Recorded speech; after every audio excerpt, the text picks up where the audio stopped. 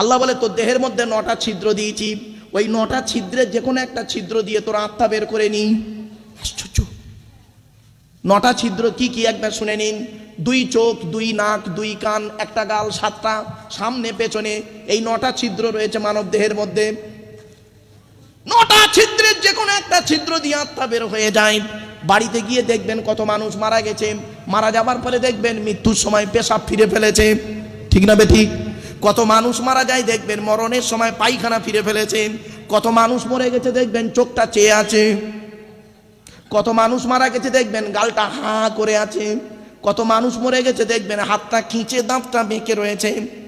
কিন্তু আমার আল্লাহ পাক বলে, বান্দারি শোন, এই পৃথিবীতে 2টো কাজ যদি তোরা করিস, যে ব্যক্তি আমাকে এই আয়াত পড়ার পরে যে ব্যক্তি আমাকে 100% বিশ্বাস করবি, যে ব্যক্তি আমাকে 100% বিশ্বাস করবি আর পৃথিবীতে ভালো ভালো কাজগুলো করে আসবি, অর্থাৎ খাঁটি মোমেন ব্যক্তি যে হবে, ওই এমনভাবে তার আত্মাটা ফেরেশতার মধ্যে মাধ্যমে বের করব, ও বান্দা নিজেই বুঝতে পারবে না।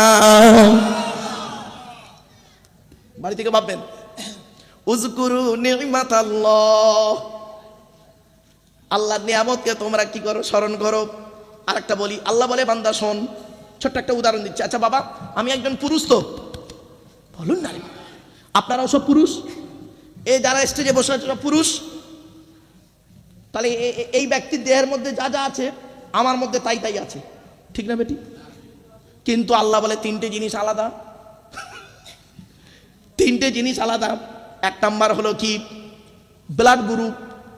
ব্লাড গ্রুপ আলাদা, ব্লাড গ্রুপ আলাদা করে পাঠিয়েছি বান্দা। এজন্য আপনাদেরকে বলি, রক্তদান শিবির করবেন। জানেন রক্তর কি দাম?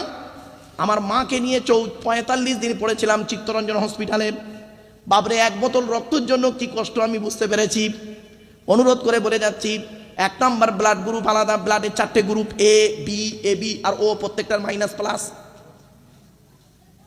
1 নাম্বার রক্তের গ্রুপ আলাদা। এখানে অনেক মুসলমানের বাচ্চা বসে, অনেকে বসে আছে দেখেন, ও নিজের রক্তের গ্রুপও নিজে জানে না, ঠিক না বেটি? ও নিজের কি রক্তের গ্রুপও নিজে জানে না। আর একটা কথা, এগুলো জেনে রাখবেন, এগুলো জেনে রাখা দরকার। 2 নাম্বার আলাদা কি? শুনলে অবাক হয়ে যাবেন, কোরআনে আল্লাহ বলেছেন। আচ্ছা, আপনারা আধার কার্ড করেছেন? আরে ভাই বলুন না। আচ্ছা, আধার কার্ড করার সময় অফিসাররা আপনাদের বলেছিল কি, চোখটা বড় করে চান্ত? বলেছিল না? 1500 বছর আগে এই কোরআনে আল্লাহ বলে দিয়েছে কথাটা। বৈজ্ঞানিকরা গবেষণা করে বের করে ফেললো। বৈজ্ঞানিকরা গবেষণা করে দেখছে যে কেন আল্লাহ পাক চোখকে, আল্লাহ পাক কোরআনে বলেছেন, আলাম নাজআল